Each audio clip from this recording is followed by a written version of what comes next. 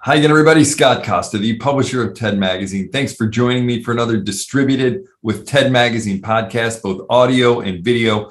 We have our regular contributors with us, Andrea Olson, Desiree Grace. We're going to be talking about your culture at work, the importance of it now as we're still dealing with COVID and trying to get out of it. And we're going to talk about transparency and trust and moving forward together. It's going to be really great. Quick, some background on Andrea and Desiree. Andrea Olson is a customer centricity expert. She's the CEO of Pragmatic, helping companies better understand their customers through behavioral economics. She also speaks from the stage, leading others in the art and science of customer understanding. Desiree Grace is currently the Vice President of Strategic Distribution for the Americas for Panduit.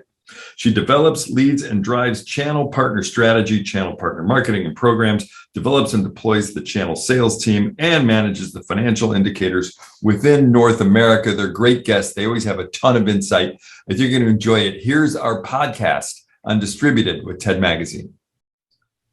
All right, we're back with Desiree Grace and Andrea Olson, and we're doing kind of a companion piece to our podcast that we did just a week or so ago about employee retention. We are talking employee culture, both kind of during, well, originally it was going to be kind of a post-pandemic, but the pandemic's not going away. So it's kind of a throughout the pandemic and the future of employee culture, which is really, again, it was important before March of 2020. It's going to be important, forever and ever. We have to kind of accept that. And Andrea, I'm going to kick off with it. I'm sorry, Desiree, I'm going to kick off with you because you sent me some stuff kind of about a leadership approach to culture. So let's go ahead and get us started. What are your thoughts on that and how does that get going? Couple things, Scott. I think when you're talking about culture, you definitely do want to hold people accountable. Mm-hmm. But as the companion to our previous conversation, you don't want control freaks or micromanagers in a leadership position unless you want a mass exodus. If you do, then go there, because it's a sure way to make it happen. But if you as a leader have the trust of your team, that's a big part of company culture. Is your leadership trustworthy? Are they authentic? Do they do what they say they're going to do? And one piece of that is when you talk about a high say-do ratio, if, I commit, I'm going to do a dry run for a planning presentation. Do I get that scheduled in a timely manner? Do I show respect for people's schedules? Do I allow enough time? And do I actually do it? Or on the flip side, does an employee go to a boss and say, hey, I need your help with this. I'm really running into difficulties with this other department or division. Yeah, I'll take care of it. And then you hear crickets, nothing happens. That's a low say-do ratio.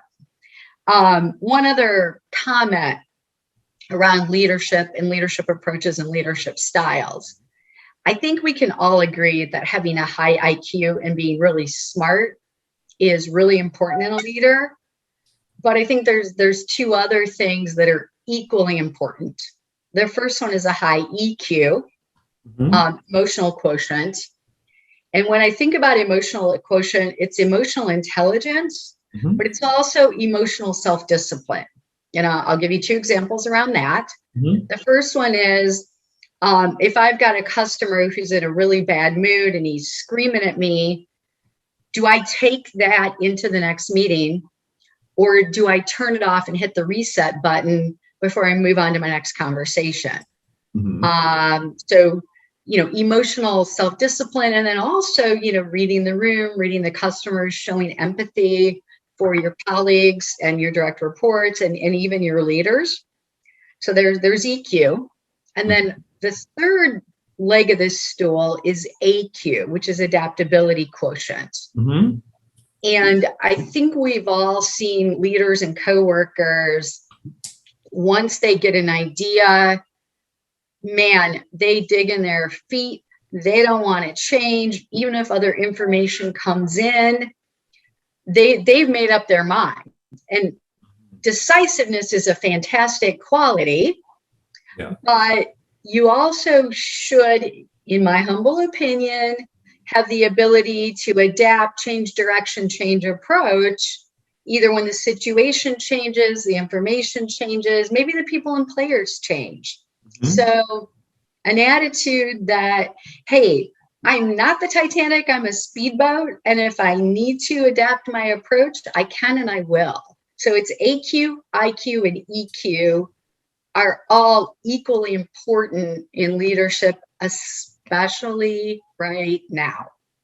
I have so many follow-ups to this, Desiree, that I don't even know like which one to pick first. So we're going to be talking about some follow-ups, what you just said, probably 10 minutes from now. So everybody hang in there.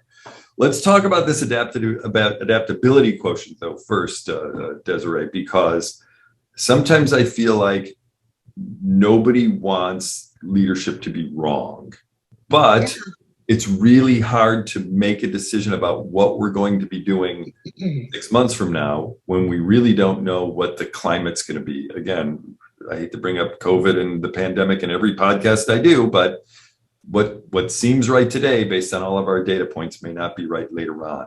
But to your point, and help me out with this, Desiree, we made a decision, we're following this decision, and then that decision practically makes you go out of business, for crying out loud, because you refuse to change.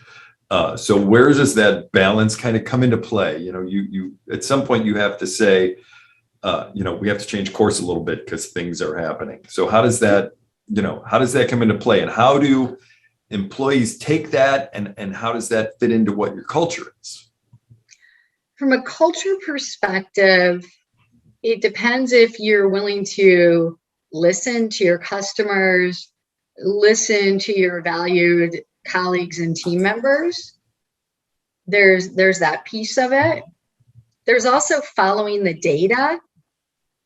And, I am a big fan of betas. If you think you've got an idea, you think you've got a direction, why not do a beta and validate your assumptions before you go whole hog? Or if you're getting some early indicators that maybe this decision was not as brilliant as you thought it was, take a step back, because sometimes as leaders, we have to stay the course, and we have to have corporate courage, and we have to be willing to take our slings and arrows, because we know we're trying to go in a new, more prosperous, more efficient direction. There's that piece of it. But then you also have to adapt and say, I got some really smart people telling me some things, or I've got some leading indicators telling me things. Do I want to take a step back? Maybe the AQ is slowing down. Maybe the AQ is gathering additional data. Maybe it is doing that beta I talked about. Or at least say, okay, here's some holes in my action plan. Let's talk about how to deal with them. But let's be open and transparent, and not position ourselves as leaders as, the king or queen, the know-all, end-all, be-all, never makes mistakes. But instead, and some people like servant leadership, some people don't. But let's just say that additional data has come in and we want to build a contingency plan. That's a good business practice no matter what. I think we can all agree having a robust plan B is good business, and it's smart. So it could be as simple as that. The leaders that think they've made a decision and are going to stick with it through thick and thin always remind me of the children's tale, The Emperor Who Has No Clothes. Yeah. And then, it's a good point. It doesn't mean you're not committed to plan A. It just means that you're looking at all your options. So don't make it, feel kind of strange. Andrea, Desiree brought up EQ, and we live in an emotional world. And again, not even being political, I go and visit my parents, and the whole time all I can think about is, gosh, I just hope I don't get them sick. And then I go back to work, and again, in Desiree's story, people are yelling at me, and it's like, I got too much going on up here already. And so, when you're talking about EQ, and you're kind of talking about, again, is that a two-way street? Like, I'm trying to keep my emotions in check. I'm frustrated with, a lot of things that are happening in my life outside of work and inside of work. But do employees need to kind of, and when you're talking about culture, do employees need to kind of understand, hey, we're all kind of emotional here and we're doing the best we can to make sure that we're taking care of each other too? I mean, where does the balance come in? It's like, hey, look, if the boss isn't going to be nice all the time, then you know what, this isn't for me. At the end of the day, yes, we all should be adults, right? But, as the leader, whatever title that entails, it's, and granted, I'm not trying to say this in a demeaning way, but, it's like raising a child. Okay. You have somebody else that's not in the same position of power. Okay. They might be in some type of development in the organization. Hopefully you're always developing employees at all times, but we'll deal with that later. And as a leader, you're the one getting paid to be the one that has to be the heavy. Mm-hmm. You're the one that has to help educate employees in a variety of ways. You have to be the emotional support at times. You have to stay calm when everyone else is freaking out. You have to show through your actions the behavior that you want others to embody. And guess what? I look at it as that's the job you signed up for. Yep. If you don't like it, if you don't want it, you say this is too hard, get another job. I mean, I've seen a lot of leaders and spoken with a lot of leaders who have this lament. They say, the employees, they complain all the time and it's difficult. And, I'm emotionally exhausted and I just can't do it. Well, it's like having kids. I mean, I hear parents say the same thing. Mm-hmm. What do you do? Are you just going to, drop your kids off somewhere? You have to find a way. Yeah. Or in a job setting, you can actually leave. You can actually say, this is not the job for me.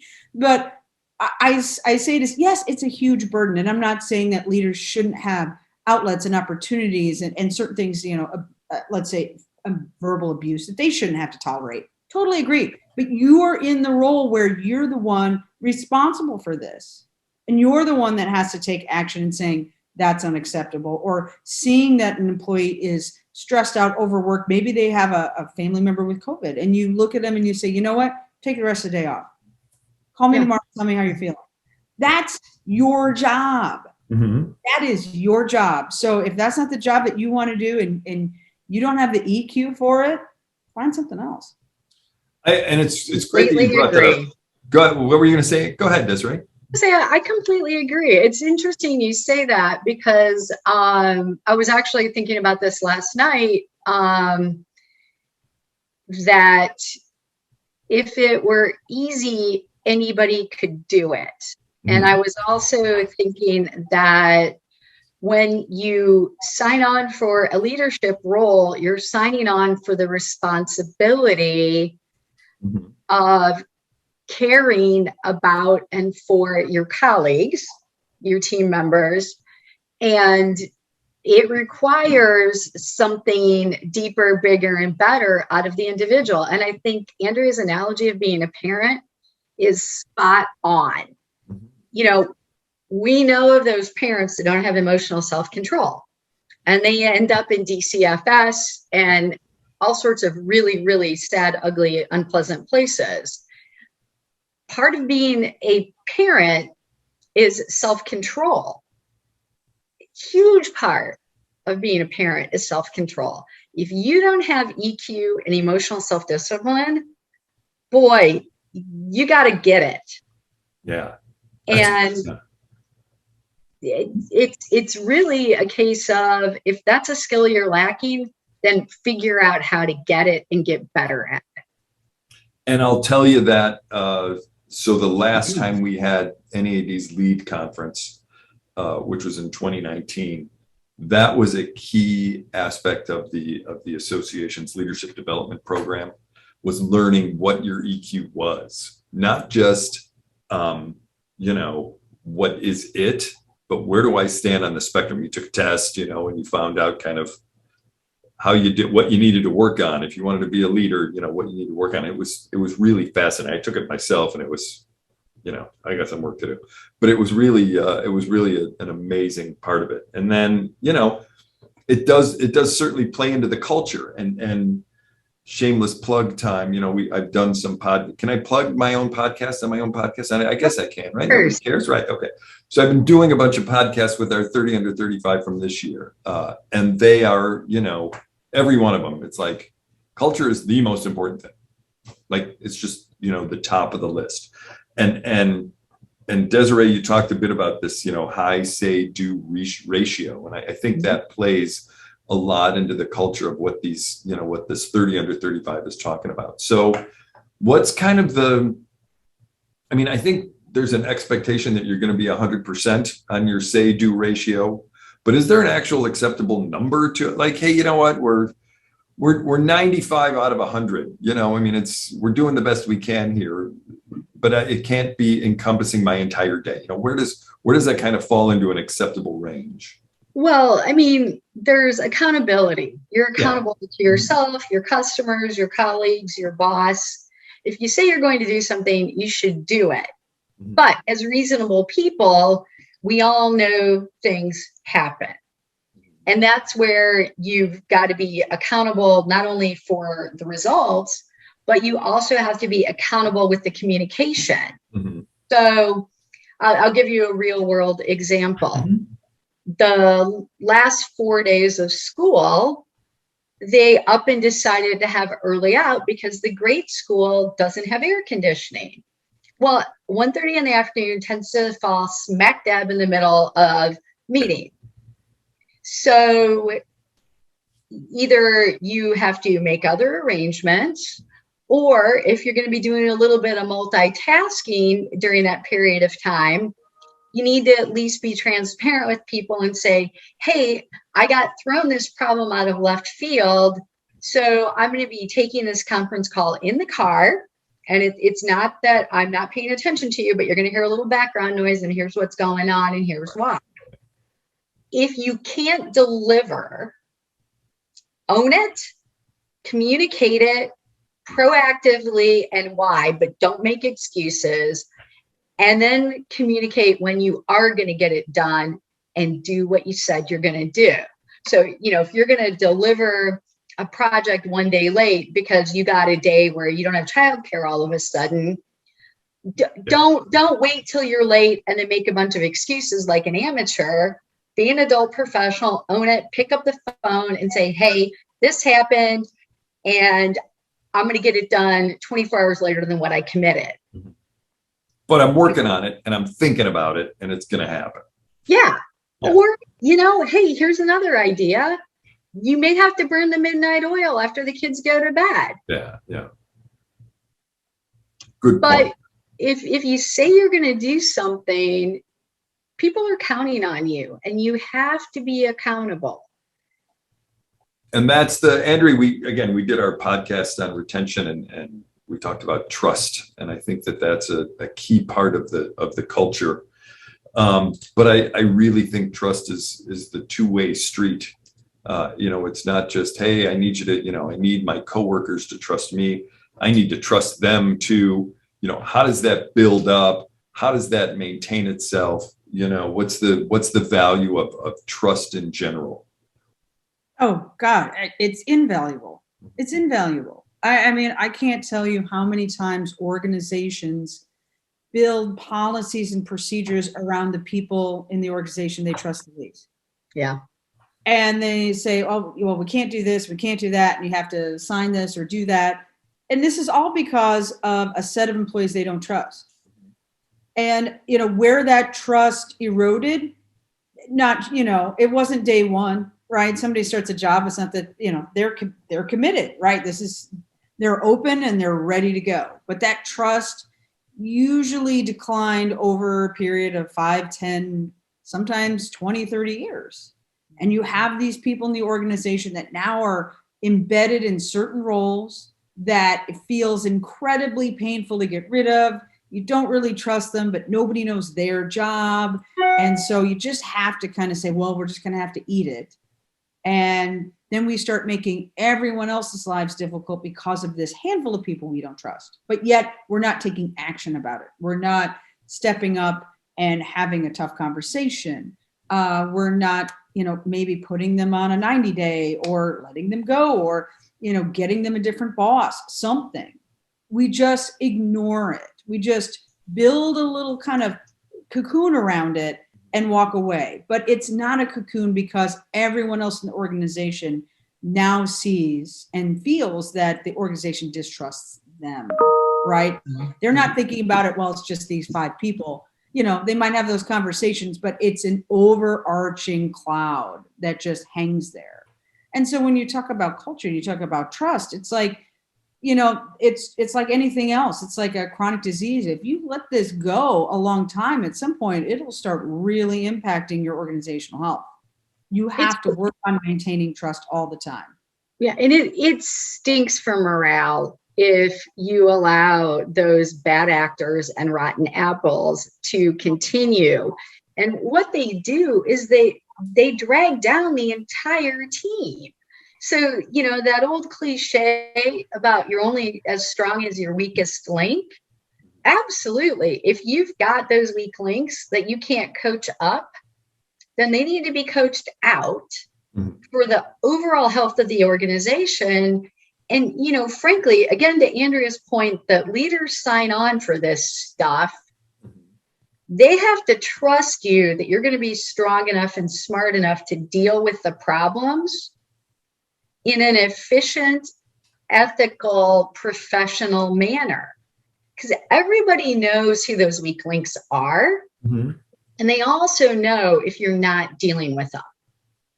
So the supervisors that don't want to make the tough call or that keep kicking the can down the road for dealing with the problem, everybody knows it's going on because they're covering for somebody's work, or they're sitting in a meeting where something's got to be explained for the umpteenth time because this person didn't get it. Whatever the scenario may be, I completely agree with Andrea. You don't make policies or procedures to deal with the bad actors. You deal with the bad actors. And that's how you build trust in an organization. That's how you build personal accountability and a high say-do ratio. Because again, you're treating the organization like a group of adults, not a group of children. We've all graduated from kindergarten. We don't need to go back there. And I get it. It's a great point. You guys made great points on that. I appreciate that in terms of, again, the low performers, the bad actors are kind of the culture killers if you don't do anything about that. But Andrea, to follow up on that, sometimes there's that mindset of, well, they got rid of the low performers, so that means there's a new low performer, and who's going to be the next low performer that's going to be on the list of bad low performers, and you're going to find somebody else to replace the low performer. But again, that's not necessarily true. I mean, if you're performing, doing what needs to be done, and there are successes, there really don't have to be low performers, right? Well, I mean, in reality, there's going to be people that don't perform as well as others, right? So there's always a continuum. It's how you deal with it. And I will tell you an interesting story. There was an organization I was working with who had this policy, and I don't think it's an Edward Deming practice, but it was okay, we're going to take the sales force, and at the end of the year, the lowest 10% are gone, and we just keep doing that. Well, it's like Jack Welch. So it's like, yeah, okay. It's like, that's the easy button, right? Have you coached them? Have you tried it? Heck, did you hire the right person? I mean, it kind of starts with you, right? But as an organization, culturally, you don't have to make that the message to your team. And I will tell you, at one point I was heading up a sales team that served USA and Canada. And there was one person that was just a cultural pox on the house. This individual was negative, just kind of didn't participate in anything. Is this rogue salesperson that felt they were above all the other salespeople, told them that to their face. I mean, it was an extreme situation. And I decided, spoke with the CEO and was like, this person has to leave, and this is why. And there was a lot of kind of hand wringing about it and concern. And then finally it was like, okay, well, that's okay. Right. And it was because they were the top performer in the organization, by heads and tails above everyone else. Okay. And so it wasn't that she was let go because of performance. It was because of attitude and culture, which sent a very significant message to the rest of the team. They felt great because they were like, gosh, this person is now, no longer beating me down. And the subtle thing is, on top of it, found that there was some nefarious actual agreements with different customers and vendors that were not above bar after she left, so which associated with the top performance. You look at the number and you go, this is great, when really there was more underneath it. So I'd argue that if you're doing the Jack Welch style, that's the message you're sending. But if you're doing it and people understand why you're making those moves, they know that you know what you're doing as a leader. And when we go back to trust, that's one of the key things, is you're not just randomly doing things reactionary. You actually know and have control of the situation, and you're not afraid to take those actions. That's where that confidence comes in. Yeah, and that's a great point. I have also had situations where I've worked with high performers who killed the culture. I was gonna say, I guess I'm gonna say, they were jackasses, and they just killed the culture. And you just get to the point where you're like, okay, I think it's time for you to, we're better off without you, even though you think you're spectacular. And we do see some successes, but it's kind of the way it is. So I could see your point on that. And it actually did in the long run, again, using a case study of my own, in the long run, it actually did work out thousands of times better. And the culture did improve dramatically. And so did performance of everybody that was around those people. So it was very successful. So Desiree, some of the things you sent us a list, some of the things that culture desperately needs that can never go away. Again, we talked about the say-do ratio, but there's other ones too in terms of collaboration. There's certainly, efficiency, and then problem solving ability. So let's jump into those really quick. Tell me kind of, your thoughts on each one of them and kind of how they come into play with maintaining what your culture is. There are a lot of things that are changing right now because of the way our work has changed and how we do work. You still have to get results. That's that high say-do piece, the accountability. Mm-hmm. But also, you have to be able to collaborate and get results through and with others. Even if, as in Andrea's example, you're a top salesperson, you're still part of a team. You are not an island. So being able to collaborate with, an outside salesperson, with an inside salesperson, with supply chain, with customer experience, logistics, marketing, whatever, people that have the ability to collaborate and get results, not just as an individual, but as part of a team, that's not going to change. Maybe how we do it changes, but the fact that we need people to get results with others, that's not going to change. Also, you do need people to work efficiently. And, some people call it working smart. I mean, it's great if everybody works hard, but you also have to work smart. You have to get things done, and you have to have the ability to prioritize. It's the 80-20 Pareto principle. Am I getting the most impactful things done first? So there's that piece of it, being able to manage your work and again, manage your results and work smart. You don't want to waste a bunch of company resources on something that has a low ROI. Mm-hmm. We talk to people about that. Hey, you're spending all your time on a $50,000 customer. Would that time be better spent elsewhere? Or is that $50,000 customer going to turn into a $500,000 customer? Let's think about what we're doing. Let's be intentional. Let's be smart. And then the last piece of it is, I do think there's always room for creative problem solving, thinking outside the box. I mean, I was in a meeting yesterday with a colleague, and we were wrangling with a loud customer. And what I mean by that I think we all know those people. It's the squeaky wheel syndrome, right? It's the guy or gal that screams loudest. They get the exception, they get what they want. Mm-hmm. So I led an internal brainstorming meeting yesterday about this particular situation. And one of the women on the team said, well, what if we did this? And it's like, ooh, that's an interesting idea. Let's kind of map out how that would work in practice. And maybe we can make, Mr. Cranky Pants a beta. And if this works, it could be repeatable and scalable. So we're going to meet again in a week.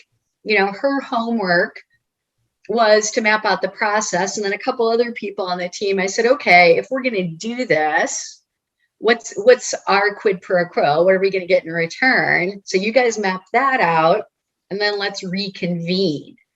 No way would we have had that productive of a meeting if just yours truly were trying to figure it out.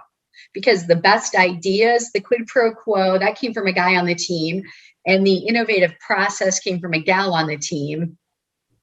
So creative problem solving, collaboration, frankly, efficiency, and accountability all took place yesterday in the span of a 45-minute meeting. Whether that's in a conference room or on a Teams meeting, we're always going to need that because there's always going to be problems we've got to solve.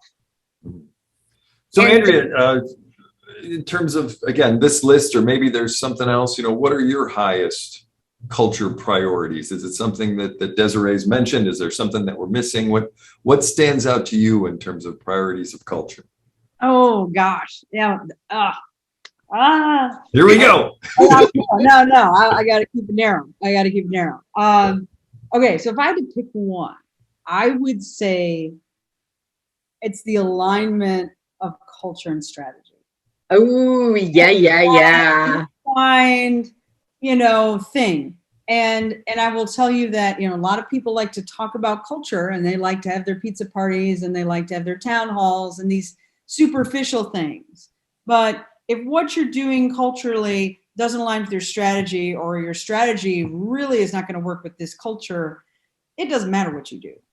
And that really kind of goes back, and I'm not going to dive into it because it's a whole different topic, is most organizations that we've seen, and it's regrettable, don't know how to develop a strategy.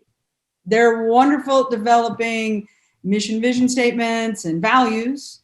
They're wonderful at kicking the can to departmental leaders to say, what's your strategy? And they build 5 or 6 of those. Just make sure there's nothing obvious that looks like it's not aligning. And those numbers are good, right? Under budget, etc. And then we're off to the races. Or we say, well, our strategy is to grow 10% this year. Not a strategy. That's a goal. Yeah. It's a guess. What if you could actually, with data and knowledge and developing strategy, grow 25%? Where's the 10? We always pick 10. I don't know why. So I think culture and strategic alignment is one of the biggest problems, if we're talking about culture, that exists in every one of these organizations today, coming out of especially the COVID era. It's funny you should say that, because the number that I always hear is 8, because I think people are afraid of the double digit. It's like, oh no, we want 10, but we're going to say 8 because it's going to make you feel better. But if we got 10, so I'm sure you've been down that road before too. Goal. 10 is the stretch. Yeah, right? I've heard it before. You got it. Yeah, you guys have been great, and again, I hope folks watch or listen to this podcast and jump back and listen to the one that we recorded earlier on employee retention, because this has really been hand in hand, and we learned a whole lot. I learned a whole lot just talking to you guys over these 2 podcasts. So I appreciate you guys being on and helping me out. Great stuff. Thanks a ton for doing this. Great conversation, Scott. Thank you. Yeah, it really was. Thanks to you guys. It was a great conversation. So that was great. Again, real quick, if folks want to get in touch with me about TED Magazine or tedmag.com, Lighted, the podcast, whatever. Again, 2 ways you can get in touch with me. Give me a phone call, 314-812-5311. Send me an email, scosta, SCOSTA @NEAD.org. Let's talk about everything let's solve the world's problems together. I want to hear what's going on out there. Until we get a chance to talk again, though, thanks for watching. Thanks for listening to the Distributed with TED Magazine podcast.